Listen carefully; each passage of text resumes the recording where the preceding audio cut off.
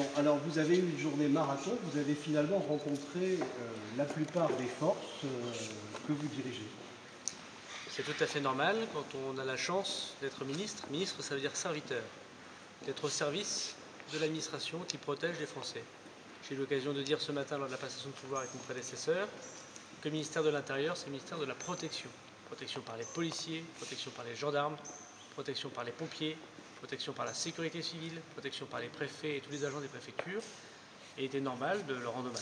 Leur rendre hommage, comme je l'ai fait tout à l'heure, pour la police nationale, en commémorant ce drame affreux à Magnanville, en rendant hommage ce soir dans votre département aux gendarmes, qui sont particulièrement touchés dans ce département et toute la gendarmerie nationale, et aux pompiers, qui courageusement, chaque jour, chaque soir, chaque nuit, mettent aussi en péril leur vie pour protéger nos concitoyens. Et donc il était normal, non pas d'avoir une journée marathon, je ne fais que mon travail, d'être présent et pour leur dire les témoignages du gouvernement.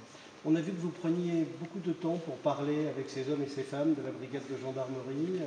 C'était important pour vous de passer du temps avec eux. Moi, je suis un élu local.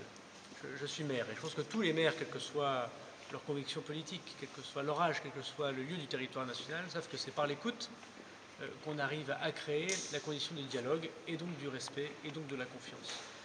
On est parfois en désaccord avec les organisations syndicales, avec des opposants politiques, parfois avec des citoyens, et c'est normal, c'est la démocratie. Mais rien ne peut fonctionner sans respect, sans confiance et sans écoute.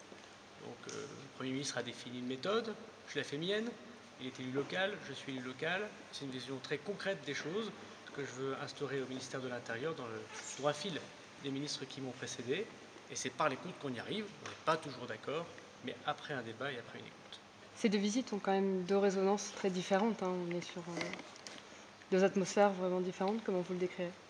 Bon, bien évidemment, tout à l'heure, lorsque j'ai été voir la gendarmerie nationale, ils ont été particulièrement touchés cette semaine, évidemment, par le drame affreux qui est arrivé à cette gendarme, dont je salue la mémoire et dont je serai présent aux obsèques.